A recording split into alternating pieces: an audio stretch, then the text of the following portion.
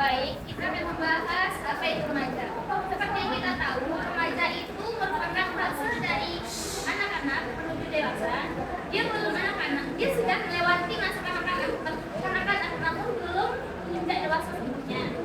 Nah, seperti yang kita tahu, saya akan memberitahu apa saja fase yang terjadi pada masa remaja ini. Terbagi jadi 3 fase. Yang pertama, fase remaja awal. Remaja awal ini mulai dari umur 10 sampai 13 tahun.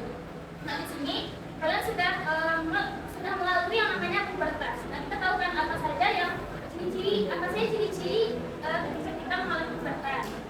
Lalu yang kedua, ada namanya fase remaja pertengahan. Nah, ini tuh di umur 14 sampai 15 tahun. Nah, di sini kalian sudah mengalami yang namanya ketertarikan dengan lawan jenis, udah mulai pengen hubungan romantis, pacaran. Nah, yang terakhir itu ada fase remaja akhir. Di sini dimulai dari umur 16 sampai 24 tahun. Nah, di sini kalian udah mulai berpikir dewasa, mulai berpikir matang, mulai berpikir secara logis atau kritis. Nah, selanjutnya itu ada beberapa, kita akan masuk ke dalam definisi teman sebaya. Definisi teman sebaya ini terbagi menjadi 2, ada menurut psikologi dan sosiologi. Kalau menurut psikologi, individu yang memiliki tingkat usia yang sama dan tingkat kematangan yang kira-kira juga sama. Kalau sedangkan menurut sosiologi, itu kelompok sosial informal yang terbentuk secara spontan, yang dimana kalian itu memiliki rasa kebersamaan dan solidaritas yang tinggi. Lalu teman sebaya ini menjadi terbagi 4 jenis. Yang pertama adalah kulit atau figure, yaitu kelompok kecil terdiri dari 2 sampai 6 orang. Nah, di sini kalian bisa memahami karakter kepribadian teman kalian masing-masing. Sedangkan yang namanya kelompok besar atau crowd itu agak sulit kalian memahami kepribadian teman-teman kalian karena kalian itu lebih jumlahnya dari 6 orang. Yang mungkin kalian bisa kenal kayak, oh si ini terkenal dengan anak pintar, ini terkenal dengan anak yang gaul, ini terkenal dengan anak yang rajin. Mungkin cuma sebatas itu. Lalu yang ketiga ada yang namanya persahabatan. Yang kita tahu persahabatan itu secara umum meliputi 2 orang yang saling memahami perasaan satu sama lain dan memiliki kedekatan emosional secara mendalam. Sedangkan yang terakhir itu ada geng. Geng itu kelompok yang sering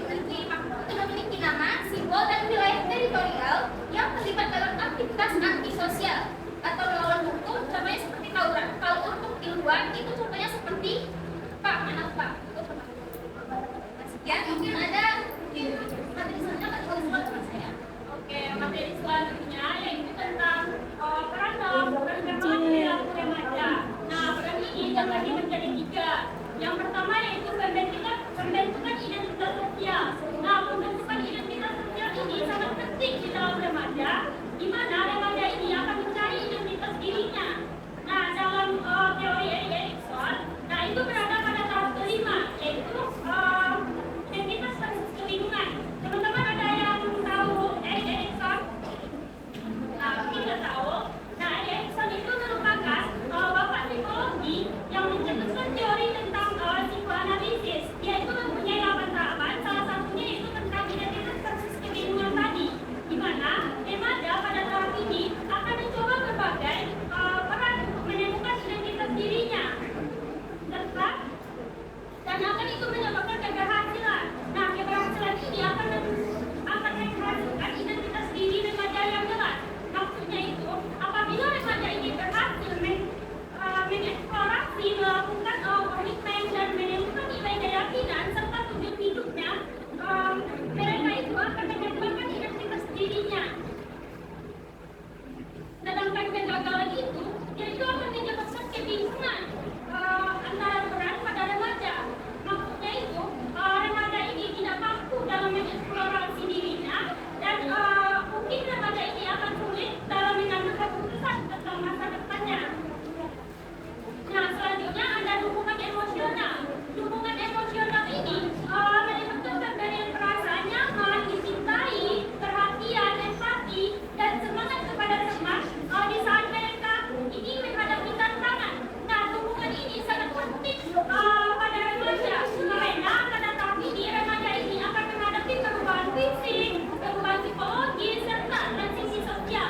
Nah, maksud transisi sosial ini merupakan tekanan akademik, masalah keluarga, atau mereka ini menghadapi masalah pribadi yang mungkin tidak nyaman untuk dibagikan kepada orang tuanya. Nah, selanjutnya yaitu pembelajaran norma sosial.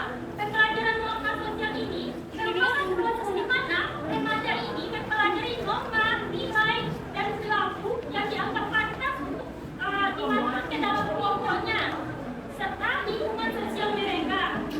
Nah, mungkin pembelajaran ini bisa dilakukan dengan cara modeling atau pemodelan.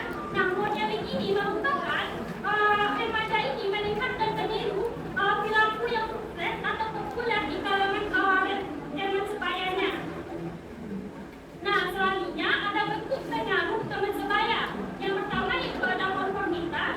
Nah, konformitas ini merupakan tindakan mengubah perilaku kepercayaan atau pemikiran seseorang agar sesuai dengan norma pada remaja tersebut.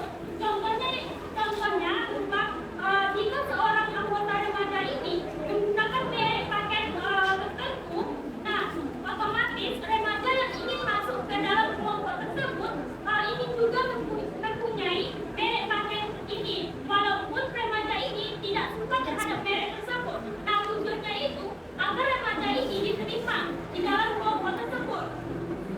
Yang kedua yaitu pemodelan. Nah, seperti yang saya jelaskan tadi, pemodelan ini merupakan proses belajar dengan cara mengamati dan meniru perilaku teman sebaya, terutama jika temannya ini keren, pintar ataupun sukses dan berstatus tinggi, baik itu perilaku negatif ataupun perilaku positif yang mereka tiru terhadap orang yang dia sukai ini. Contohnya yaitu, nah, ketika seseorang yang mengalami kedua kelompoknya, dia itu akan mulai meniru perilaku kedua kelompoknya ini, walaupun itu dalam mengambil keputusan ataupun nah, perilaku ini bisa bersifat positif ataupun negatif. Nah, baik, itu materi yang saya sampaikan. Selanjutnya akan dijelaskan oleh rekan saya. Silakan. Baik, selanjutnya masuk pada penjelasan pengaruh teman sebaya. Nah, tadi kan udah dijelasin sama Kakak Suci itu pengertian dari remaja dan pengertian dari teman sebaya. Jadi pada masa remaja remaja ini, teman sebaya itu sangat berpengaruh besar daripada lingkungan keluarganya. Nah, pada pengaruh ini itu ada yang bersifat positif, ada yang bersifat negatif. Saya akan menjelaskan dulu pengaruh negatif pada teman sebaya. Pengaruh negatif teman sebaya itu saya membagi beberapa pengaruh negatif. Yang pertama itu perilaku berisiko. Nah, ini terjadi saat ada teman-teman yang mengajak untuk arahnya itu kayak negatif seperti bolos sekolah, ikut tawuran, merokok di dalam kelas, narkoba dan mencoba miras minuman keras. Nah, itu tuh salah satu pengaruh negatif. Pengaruh negatif yang lainnya yaitu konformitas yang berlebihan. Jadi maksud dengan konformitas ini ialah cara remaja itu untuk mengikuti perilaku temannya. Biar remaja itu supaya remaja itu bisa diterima dalam lingkungan pertemanannya itu. Kayak orang tuh pasti ikut ya pertemanannya, mengikuti sampai perilakunya, padahal perilakunya itu ke arah yang negatif supaya dia itu bisa diterima dalam lingkungan pertemanannya. Selanjutnya itu masuk pada tekanan untuk melanggar aturan. Nah, dalam lingkungan pertemanan itu kita bisa banyak dapat mempelajari sesuatu. Dan bisa juga memberi tekanan langsung atau tidak langsung, kayak misal merusak fasilitas sekolah, tawuran, mengajak kepada yang keburuk kayak bullying. Nah, itu juga termasuk salah satu pengaruh negatif. Selanjutnya itu saya akan menjelaskan pengaruh positif terhadap teman sebaya. Jadi dalam pertemanan itu tidak semua teman yang memberi pengaruh negatif, ada juga banyak teman yang memberi pengaruh positif terhadap dalam pertemanannya. Pengaruh yang pertama yaitu pendorong prestasi. Nah, jadi saat kita berteman itu teman ada yang memberikan kita motivasi atau saling memberi motivasi sesama lain. Seperti ada teman yang rajin belajar, itu pasti kita juga akan ikut serta dalam rajin belajar. Ada yang teman aktif dalam kegiatan yang positif seperti berorganisasi, ikut lomba, itu pasti kita juga terjerumus terhadap hal-hal yang tersebut. Selanjutnya itu mengembangkan keterampilan sosial. Nah, lewat dalam pertemanan itu remaja bisa belajar banyak hal seperti gimana cara berkomunikasi dengan baik, gimana cara kerjasama, gimana cara berempati, gimana caranya menghargai pendapat orang lain. Selanjutnya itu dukungan emosional. Jadi dalam pertemanan itu pastinya kita menganggap teman kita itu sebagai tempat curhat. Kita menganggap teman itu sebagai untuk menaruh perasaan kita bercerita sama temannya itu. Nah, ini pun membuat remaja itu biar tidak merasa sepi gitu. Selanjutnya itu masuk pada fungsi kelompok terhadap remaja. Di sini saya akan menjelaskan beberapa fungsi. Yang pertama itu ada pembentukan identitas.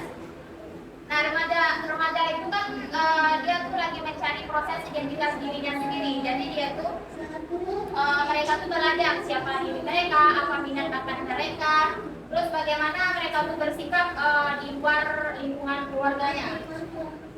Makanya remaja itu disebut dengan pembentukan identitas. Yang kedua yaitu sebagai fungsi pelatihan sosial. Dalam kelompok remaja banyak belajar, misalnya cara berkomunikasi, cara berkompromi, cara menghadapi konflik, gimana cara menghadapi masalahnya saat mereka itu remaja. Selanjutnya yaitu fungsi dukungan emosional. Nah, tadi juga ada kan di pengaruh positifnya dengan teman itu bisa kita jadikan tempat curhat, kita tempat cerita, kita bisa menganggap teman itu sebagai kenyamanan, tempat bercerita, tempat berasa saling mengerti satu sama lain. Selanjutnya itu masuk pada fungsi terakhir yaitu peningkatan status. Nah, dalam pertemanan juga bisa memberi rasa percaya diri. Jika seorang remaja diterima oleh kelompok tertentu, pastinya ia akan merasa percaya diri karena dia tuh pasti dihargai dalam suatu kelompok pertemanan itu. Oke, ini sekian materi yang kami sampaikan. Nah, apakah teman-teman paham dengan materi yang kami sampaikan? Nah, apabila ada yang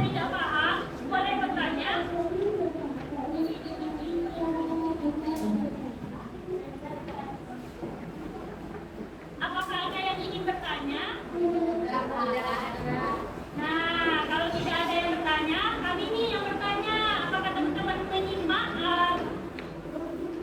setelah kami menyampaikan ini? Untuk pertanyaannya, silakan kepada rekan saya, Suci. Mungkin Nah, apa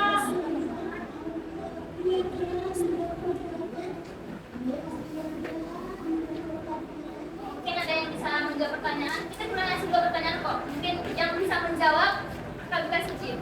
Nah, yang pertama itu tadi kan udah dikasih tahu tuh tiga tahap perkembangan remaja. Ada fase pertengahan remaja awal, tengah, dan akhir. Siapa yang bisa sebutin dari umur berapa sampai ke umur berapa? Kira ada yang bisa?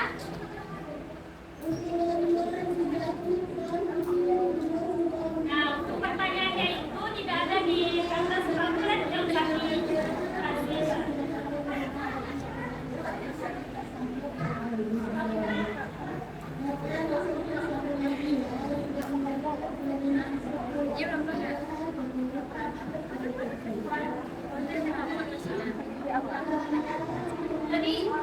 Tadi kan sudah disebutkan ada tiga tahap perkembangan remaja, ada remaja awal, tengah, dan akhir. Nah, siapa yang bisa menyebutkan remaja awal itu dari umur berapa ke umur berapa, tengah dari umur berapa ke berapa, dan akhir dari umur berapa ke berapa?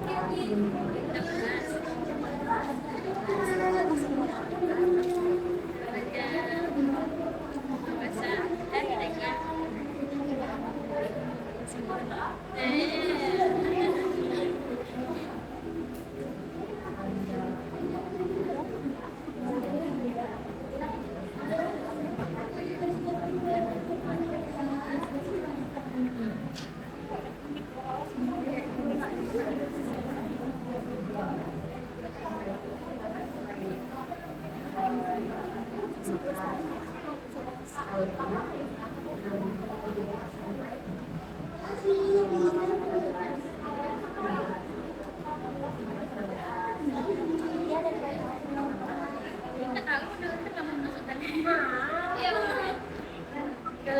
Daripada awal sekitaran 12 sampai 15. Kalau itu namanya Oke. 12 sampai 15 tahun. Kalau akhir 18 sampai 20.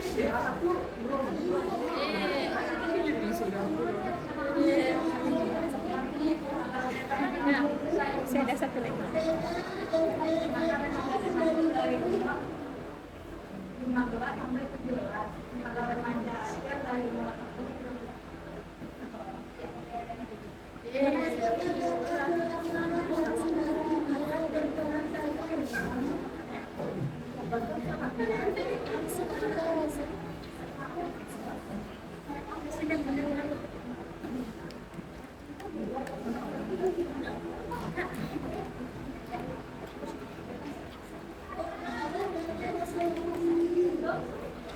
Baik, pertanyaan tadi kan sudah dijawab sama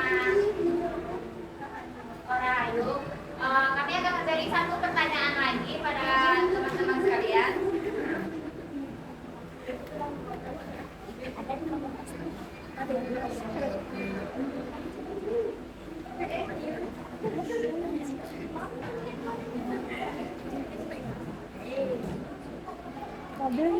Apakah dari kalian semua bisa memberikan contoh dari pemodelan atau modeling? Itu ada di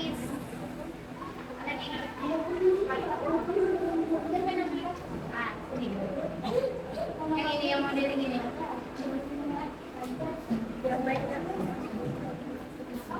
Dari teman-teman ada yang bisa ngasih contoh atau kasus gitu yang ini ya? Ya.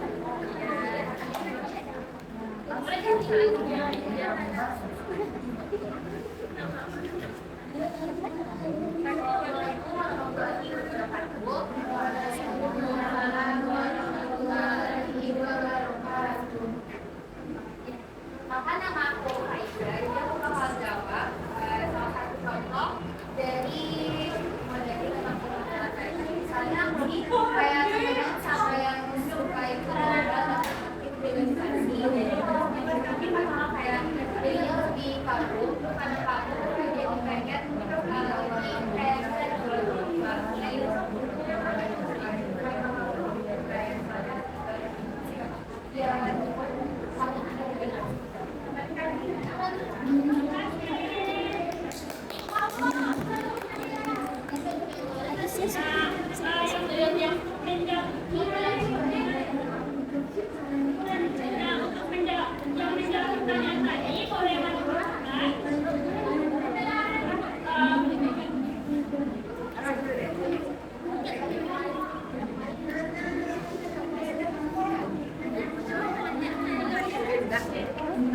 Suci, satu pertanyaan lagi.